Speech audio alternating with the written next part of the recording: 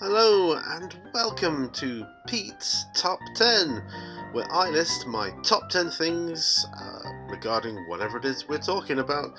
And remember, this is just for fun, so please don't take me too seriously.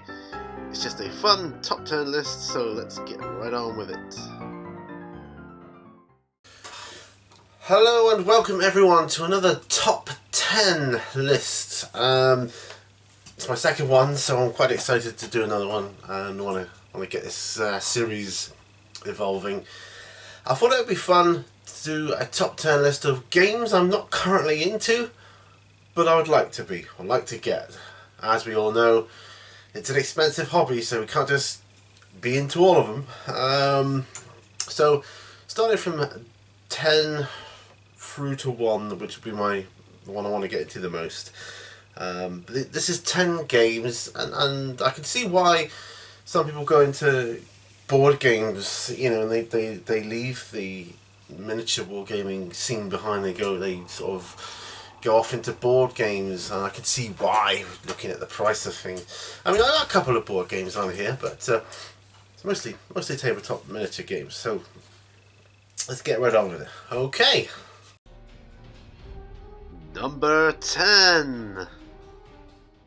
Alright, number 10 is a game by Osprey Publishing called Frostgrave. Frostgrave is my number 10 choice in this list. It's a new game, so it's not been around that long.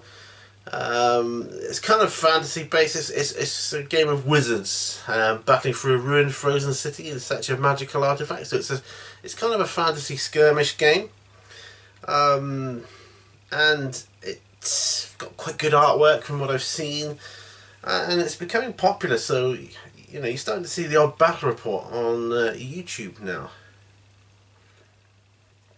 So yeah. So you know, at the moment it's number 10 on my list. So because this list is currently, you know, as I feel right now. All right. So number 10, Frostgrave. Number 9. All right. Okay. Number 9 on my list of games I would like to get into. It's a game by World's End Publishing. It's called This Is Not a Test. Now, this is kind of this is another skirmish. This is a lot of these are skirmish games. I like skirmish games. Set in, it's kind of set after the nuclear apocalypse. So and it's war bands, that kind of thing. You got you know, tribals, raiders, mutants. And not only have you got to deal with your opponent, but you've got to deal with the hazardous wasteland environment as well. So I kind of like that aspect of it. You can't. The only thing is you can't buy it as a sort of a hard rule book. You got to download it as a PDF or whatever. I don't know, presumably. I mean, some people prefer that. I prefer to have the book, you know, in my hands. I can flip through and read it at my leisure. I don't know, there's just something about having a physical book rather than on an iPad or whatever. That's just me. And I like to have it as part, I can see it then as part of my collection. You know, I like to see it on the shelf. But that said, yeah, I think you can use pretty much any figures that fit your theme. From what I've seen, and I've seen other people do videos on this. I think Lone Ranger and Gorilla Miniatures, they've done videos about it. Ash from Gorilla Miniature Games, he's actually done I'm sure he's done a battle report, I can't remember now, but I'm pretty sure he has. Obviously I don't know the rules, but they sound simple, so for me that's a winner, so gets my vote. So number 9, This Is Not a Test. Number 8. Alright then, number 8 on my list is a game from, I think it's Fantasy Flight Games. It's a board game. Mansions of Madness it's called. Mansions of Madness. And yes, Technically it is a board game, but it's got some fantastically cool looking miniatures. And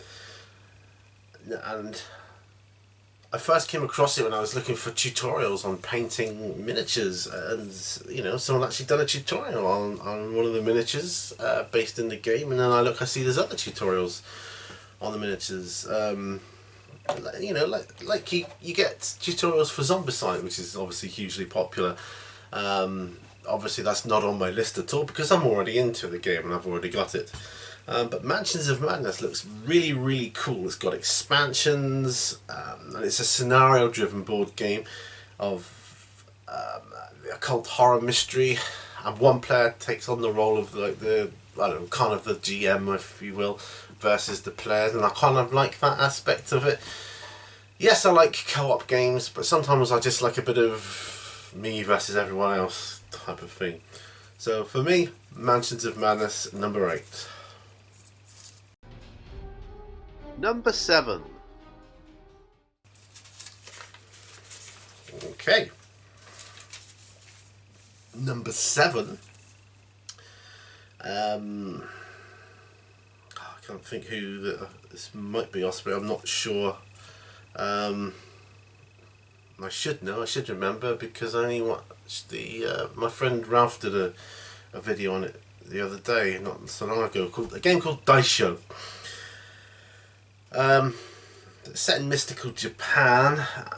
Now I already like a game called Ronin. I'm already into that, and it's supposed to be similar to that. So already, it's appealing to me in terms of I'd like to see how it compares more than I want to get into it, I suppose.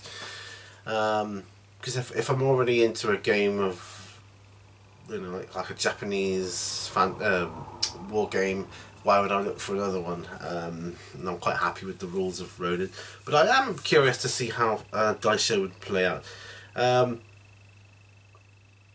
So and you can use Ronin, like the North Star figure box sets in it, because it's in the artwork or the pictures in the book from what I've seen.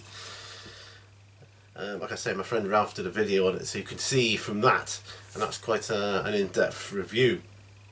So go and check that out. And it would seem upon further investigation that Foreground now do laser cut MDF counters for it, which is cool because they obviously think it's gonna become quite popular.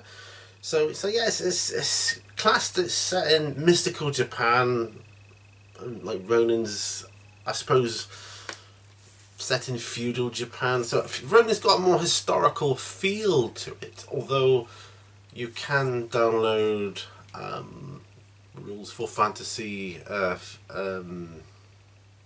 creatures for Ronin, but it does have a more historical feel to it, whereas this, I don't know, I'm guessing has a more, well, from what I've seen, has a more mysterious feel to it. So yeah, so number 7, Dice Show.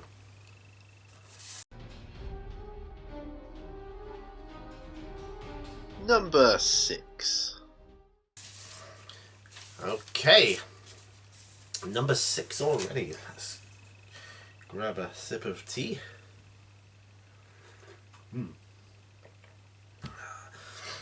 Okay, this next game, number 6 on my list, from a company called Corvus Belli, or Corvus Bell, I don't know how you pronounce it. Corvus Belli, I think it is. So you probably guessed it already. It's Infinity. The game is Infinity. Super cool tactical skirmish game where you don't need many miniatures at all, but you do need a lot of terrain. And if it wasn't for that, it'd probably be higher on my list because the game itself looks pretty amazing. It uses D20s as a system.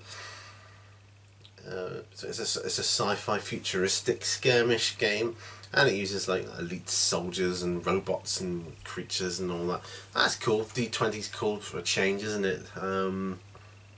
But yeah, the amount of terrain in it, and it's only on like a 4x4 board area. I mean, I'd like to have good terrain. I mean, you can get cheaper terrain for it, but I mean, if you're gonna invest in a game, if you're going to invest in a miniatures game, you need to be able to make the stuff look good, or get stuff that already looks good to do it justice, I think, and to fully enjoy it.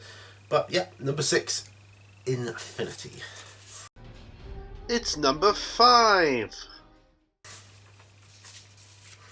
Aha. Okay, number 5 on my list is a game from Privateer Press. I'm sliding down in my chair.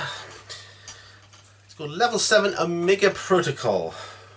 Omega Protocol. It's basically aliens, isn't it? Really, or you know, that kind of thing.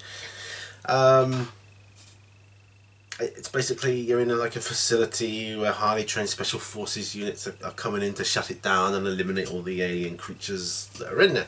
One player takes control of the aliens, and the other players take control of teams of special forces, special ops teams, basically. So yeah, it's a board game, but it's a very high adrenaline board game. You know, you're on the edge of your seat all the time, and it's basically Aliens, the board game, isn't it? Really, and it's kind of a different take on Space Hulk, which is a similar theme. Although that's just 2 players, really. Oh, excuse me. But obviously, it's going to be cheaper than Space Hulk. And from what I've seen, the miniatures look good in that. Just something I would like to get into. Number 5, Level 7, Omega Protocol. Number 4. Aha, number 4. Sip of tea time again.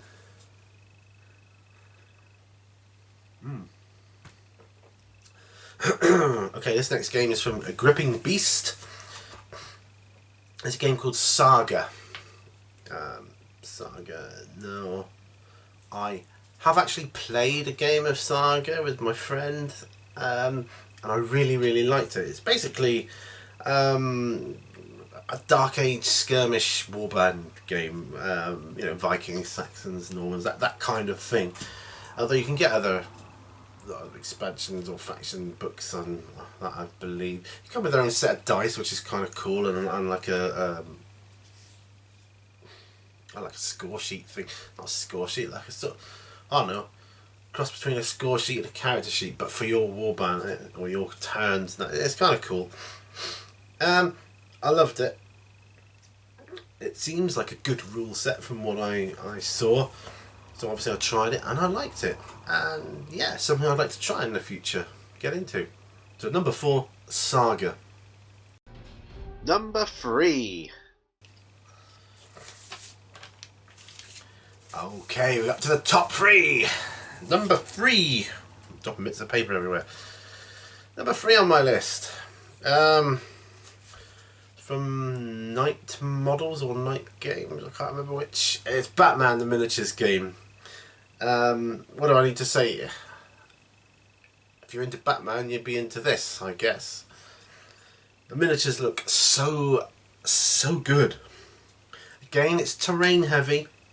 Otherwise it would have been higher up on the list. And it's specific terrain heavy. Buildings and things. You'd think, oh, Batman, wouldn't be many models for that game. Check it out, man. There's loads of characters and terrain you can get for it. Definitely something I would like to check out in the future. Batman the Miniatures game. It just looks gorgeous. Almost, the artwork is fantastic. I mean, it looks gorgeous almost to the point of, I don't care how bad the rules are, I want to play it. You know, that kind of thing. I want to try it. It's in the top 3, so I'm thinking that I'm gonna be trying it sometime. Alright, so number 3, Batman. Number 2. Okay, number 2 on the list. From Proto's Games, AVP, or Alien vs Predator. It's not out fully yet, I don't believe. It's on Kickstarter. But before we go any further, if If you type it into Google, Kickstarter page comes up with a message saying currently, oh, it's not available. Currently the subject of an intellectual property dispute. So everything I'm going to say is on the hope of it actually coming out and being available and blah blah blah. I mean, if it is available, I mean, correct me if I'm wrong, but and I know Kickstarter backers have got, or some Kickstarter backers have got their copies of the game. I've seen it being played at conventions, and it looks, you know, if it was a meal I'd have eaten it on the spot. It was gorgeous. The models look great. They're slightly bigger than 28 mils. I don't know what scale they're in. I would guess 35 mil. I don't know. I'm guessing here. So don't go on that. But they seem slightly bigger scale wise. It just looks fantastic, and I would love to get my hands on some of those models and start painting them. See what I could come up with on the Predators and the Aliens, and it just looks amazing. And obviously you'd have the Space Marine faction as well for the humans. Maybe that's where the intellectual property dispute's coming in. I don't know if it's the film. I don't know what the problem is there, you know. If they were using the term Space Marine, then I could see Games Workshop having a problem with that. Might not be that. I don't know. But I can tell you Kickstarter definitely have that message on the internet. Okay, so number 2 is AVP. And finally, number 1 on my top 10 list. Here it is.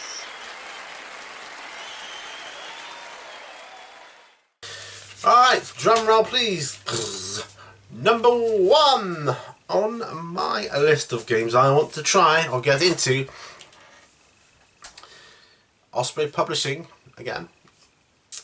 It's On the Seven Seas. Why? Because it's pirates. It's about pirates, and I love pirates. I've loved pirates since I was a kid.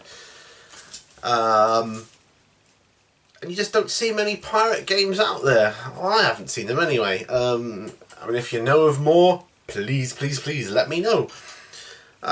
So yeah, it's about pirates, and obviously I don't think you'd be needing heavy terrain, but you would be needing specific terrain. You probably would need boats at some point. Guessing it's pirates. Just a little guess there.